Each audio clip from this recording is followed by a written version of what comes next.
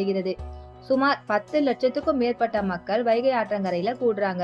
ஏன்னா அழகர் மலையில இருந்து தெய்வமே இறங்கி மக்களை பார்க்க வரும் அந்த அற்புதமான நிகழ்ச்சியை பார்க்கறதுக்காக தான். சரிங்க, அழகர் மலையில இருந்து அழகர் இறங்கி தன்னோட தங்கை மீனாட்சி கல்யாணத்துக்கு வருவதாகவும், ஆனா அவர் வருவதற்கு முன்னாடியே கல்யாணம் முடிஞ்சதால அதுக்காக கோபம் கொண்டுதான் வைகை ஆற்றிலே இறங்குவதாகத்தானே சொல்றாங்க. அப்படி பார்த்தா அங்க மீனாட்சி திருமணம் நடைபெறும் போது மீனாட்சிய சிவபெருமானுக்கு தாரை வார்த்து கொடுக்கறது யாரு?